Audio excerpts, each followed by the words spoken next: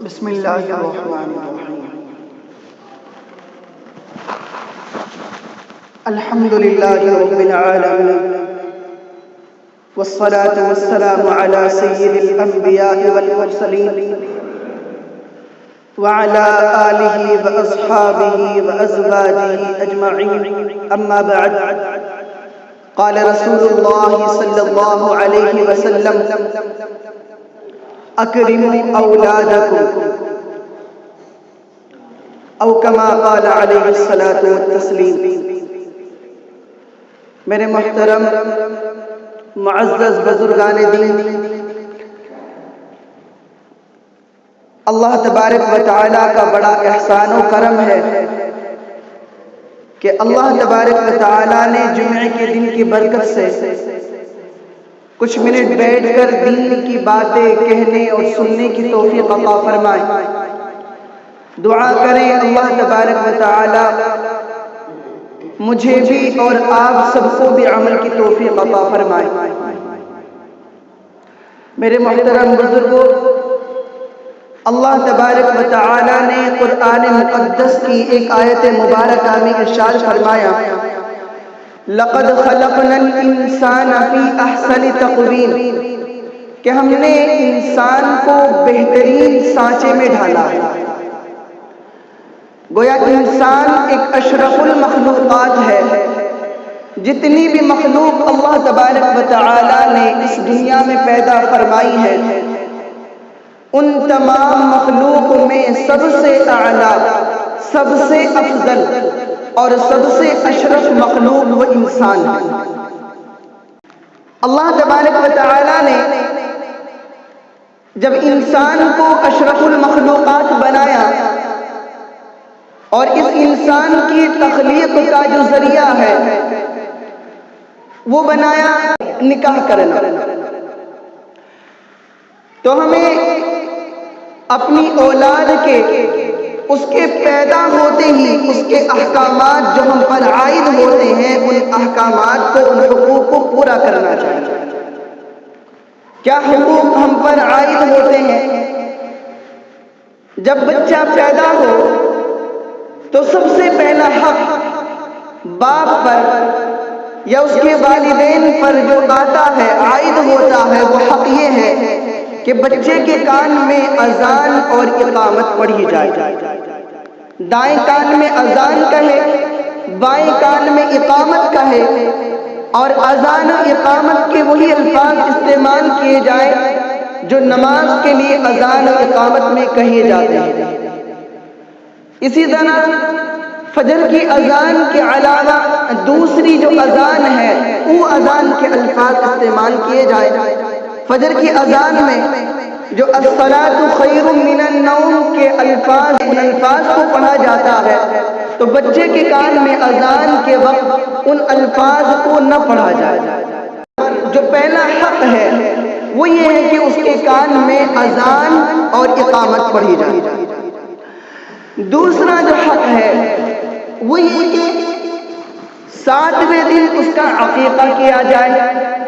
اگر عقیقہ کرنے کی آپ کی استطاعت ہے، گنجائش ہے، تو آپ اپنے بیٹے کا، اپنی بیٹی کا عقیقہ کریں،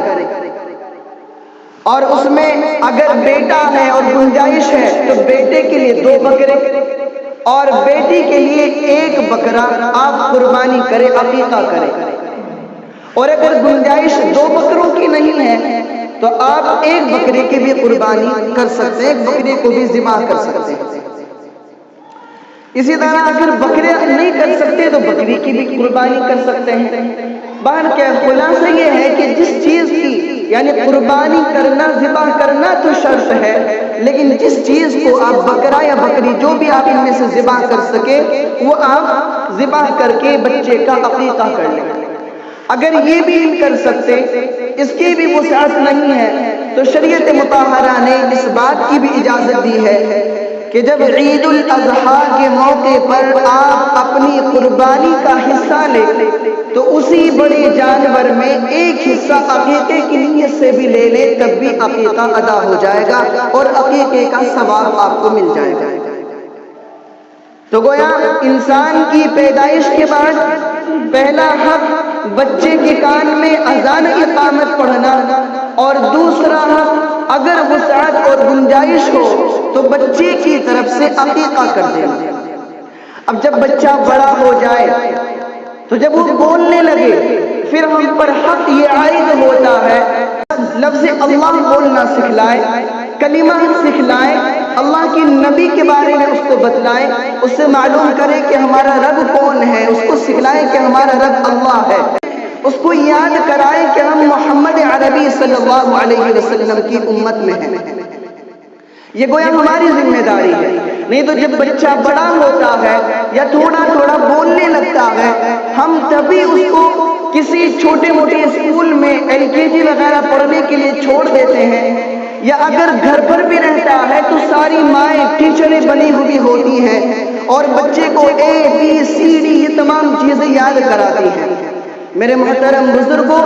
ہمیں یہ چاہیے کہ ہم اپنے بچے کو ابتدائی عمر میں جب وہ بولنے لگے اولاً اس کو اللہ کا نام سکھلائے،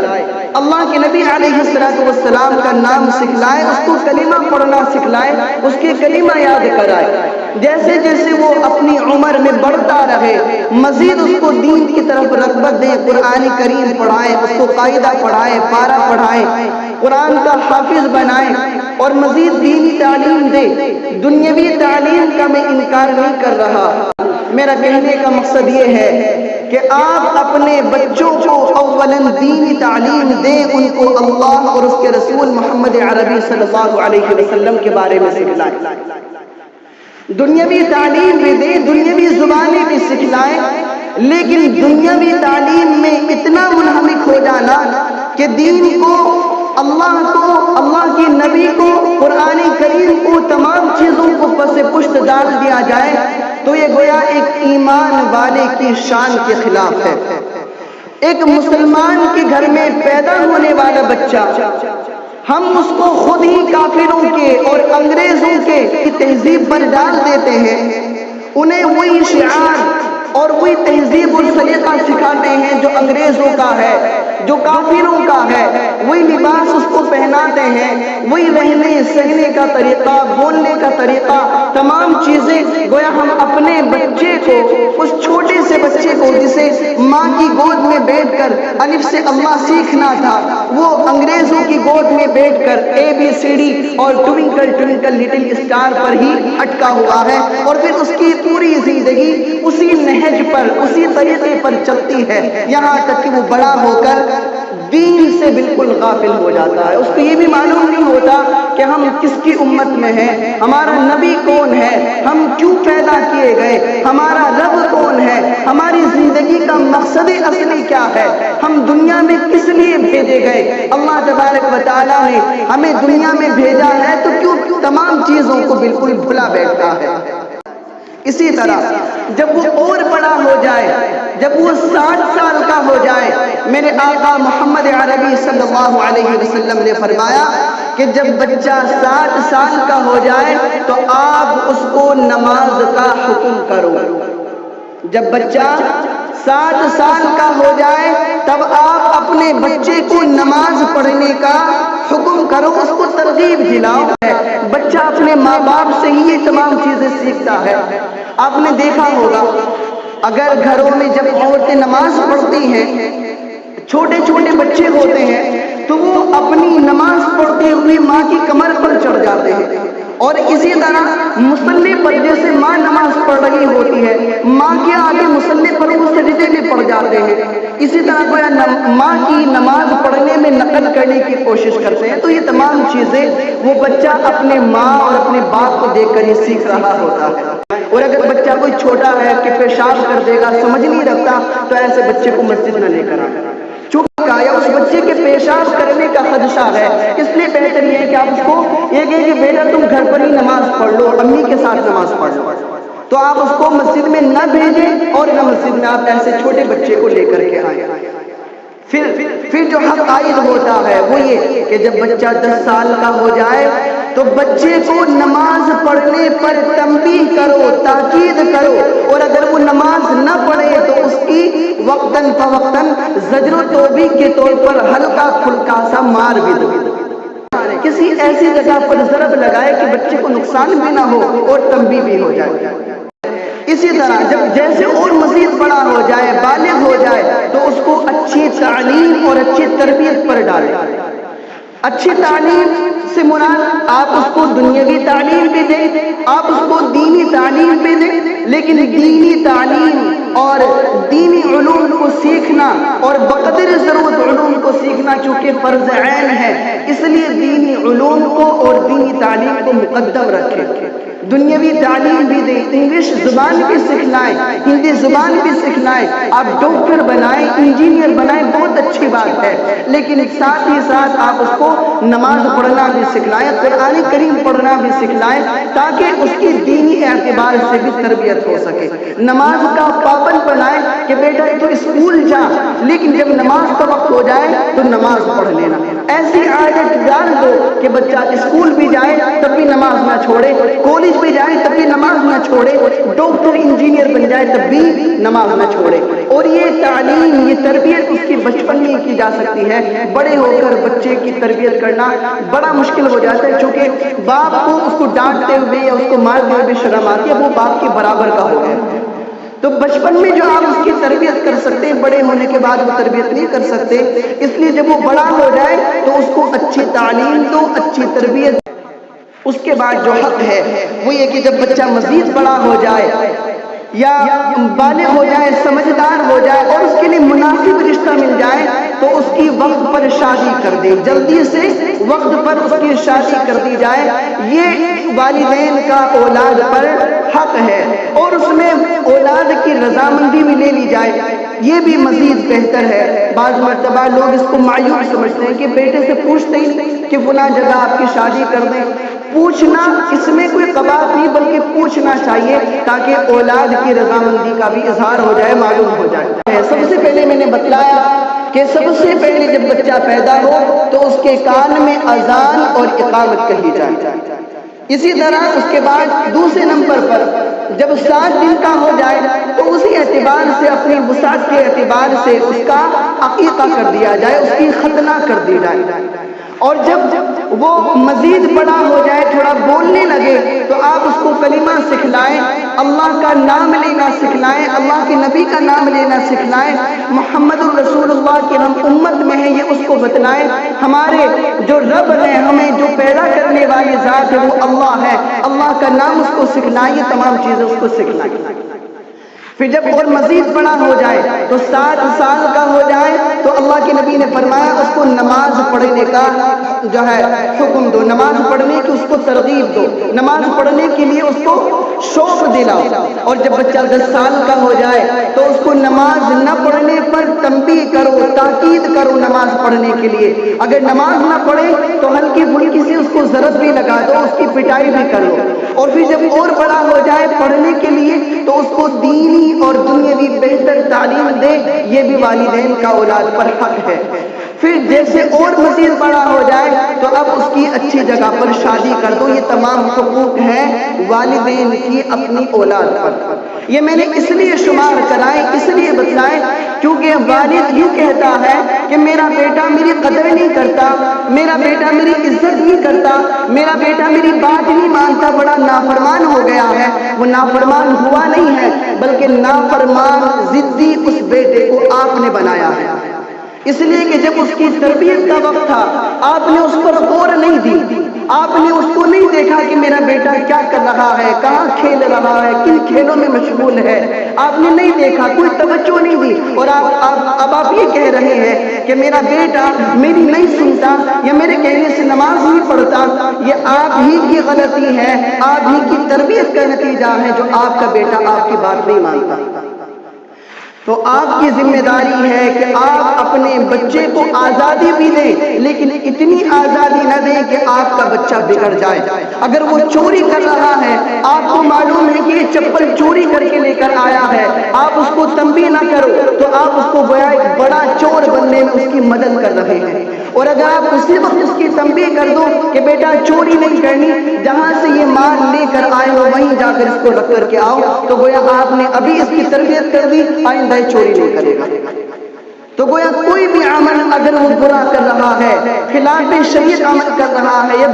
بگڑنے والے راستے پر چلا ہوا ہے، تو آپ کی ذمہ داری ہے کہ آپ اس کو سیدھے راستے پر لے کر آئیں۔ یہ بیان میں نے اس لیے کیا یہ باتیں کیونکہ مجھے اس بات کا علم ہوا کہ ہمارے بچے قبرستان میں بیٹھ کر لوڈو کھیلتے ہیں، وہاں پر بیٹھ کر تاش کھیلتے ہیں، اور نہ جانے کس طرح کے ایسے کھیل کھیلتے ہیں جو شرعی اعتبار سے غلط ہے اور وقت کا ضیاع جس میں ہوتا ہے۔ تو گویا میں کہنا یہ چاہتا ہوں کہ آپ اپنے بچوں کی تربیت اچھی طرح کریں، ان کو دینی تعلیم دیں، دنیاوی تعلیم بھی دیں، ان کا اس بات کا خیال رکھیں کہ یہ کیا چیز کھیلیں۔ آج کل چھوٹے چھوٹے بچے، میں اپنی آنکھوں کی دیکھی ہوئی بات کر رہا ہوں، چھوٹے چھوٹے بچے بیڑیاں پی رہے ہیں، سگریٹ پی رہے ہیں۔ کیوں؟ اس لیے کہ ان کا باپ بھی بیڑی اور سگریٹ پیتا ہے۔ چھوٹے چھوٹے بچے دلماغ کھا رہے ہیں کیونکہ وہ اپنے باپ کو یہ تمام چیزیں کرتے ہوئے دیکھتے ہیں۔ لیکن چلو یہ بھی ایک الگ بات ہے،